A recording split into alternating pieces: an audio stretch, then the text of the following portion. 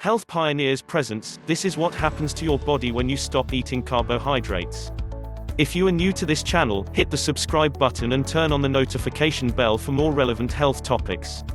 Low carbohydrates diets are as popular as ever, but the jury's still out on how effective and safe they are. The low carb lowdown. Ever since Atkins, most people think that cutting carbs is healthy and a great way to lose weight. According to a recent survey by the International Food Information Council Foundation, consumers rank sugar and carbs as the top reasons for weight gain, the highest ranking since 2011. Not surprisingly, diets that restrict carbohydrates, including ketogenic, paleo, and Whole30, are among the most popular in the country today. This makes recent headlines linking the absence of bread, rice, and pasta in the diet to an increased risk of an earlier death all the more shocking. Confused? You're not alone. To carb, or not?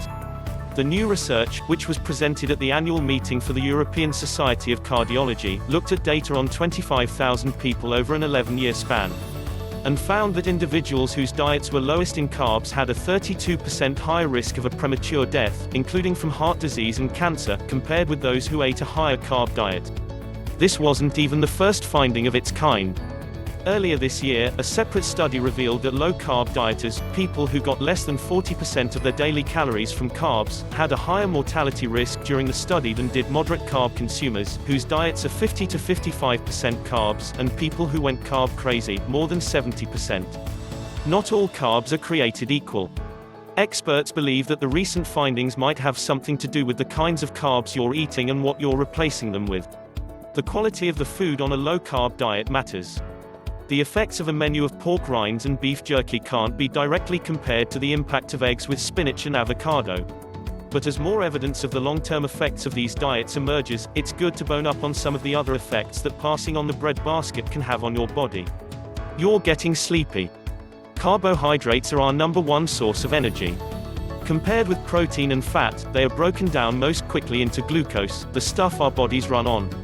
So skimp on them and you might find yourself feeling lethargic. You may feel more full. Lots of people report feeling less hungry on low-carb diets despite eating fewer calories. Reason: if you're eating high-quality sources of lean protein and healthy fats, the mono and polyunsaturated kinds, your body takes longer to break down those nutrients than it takes with carbs. When you down a big bunch of carbs like a bagel, your pancreas dumps tons of insulin into your blood in response to the sudden sugar glut. This can cause extreme blood sugar spikes and drops that can lead to sudden, intense hunger or cravings. Filling up on protein and fat helps keep your blood sugar levels steady. You may lose weight. People who stick to low-carb diets tend to drop pounds, for a while, anyway. Some is water weight, says Crandall, and the rest comes from the fact that you're decreasing the amounts of a significant source of calories in your diet. Carbs include grains, starchy vegetables, and sweets, and that makes up a lot of what we eat. But, insert sad trombone here, the weight will likely come back. I regularly see clients who lose 30 to 40 pounds on a low-carb plan, but when they come back in a year, they've regained 50. You may have morning breath, all day. Keto dieters may be familiar with this side effect. When you deny your body carbs for energy, it must burn fat in a process known as ketosis.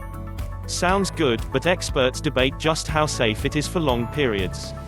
And one odd outcome of ketosis is bad breath. A byproduct of the process is the production of ketones, and they can put a sour note in your breath. Some people describe it as fruity or metallic or even like nail polish remover. Acetone, the main ingredient, is a byproduct of ketosis. Generally, the odor will subside as your body adjusts to the diet. Your brain can get fuzzy. You may not realize it, but just thinking requires energy. Your brain needs a minimum of 120 grams of carbs a day to function. When you enter ketosis, you're cutting off the main energy source for both your body and your brain. That can lead to dizziness, headaches, lightheadedness, and an inability to think clearly until your brain adjusts. Combined with the fatigue you feel, these symptoms are collectively known as the keto flu. You can't, go. People tend to forget that some carbs can be a good source of fiber, and fiber helps move food through your digestive system. Not eating enough fiber can clog up the system, especially if you're eating a lot of animal protein. You could find yourself constipated. Or you can't stop going. If you're replacing all those carbs you cut out with fat, even healthy fat, it can have the opposite effect on your bathroom habits. Some people may experience bloating, diarrhea, or excessive flatulence. Maintaining a balance of nutrients in your diet is critical.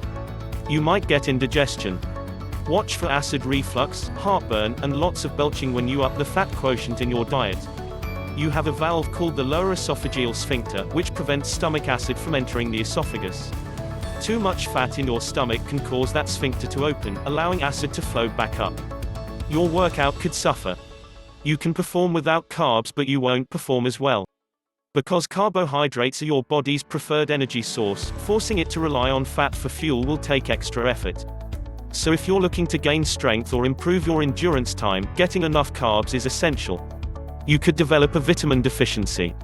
In extreme cases of carb cutting, you may be skimping on the basic nutrients your body needs to function.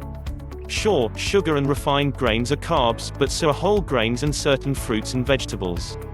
Eliminating those foods entirely can make it tough to get vitamins B and C, antioxidants, and fiber. Research suggests that those nutrients can be a big help in preventing chronic conditions like cancer and heart disease. If you're not mindful of getting your nutritional needs met in other ways, say, through supplements, cutting carbs could backfire in a big way. It's always a good idea to talk to your healthcare practitioner before you make any major diet decisions. Thanks for watching. Please like and share this video.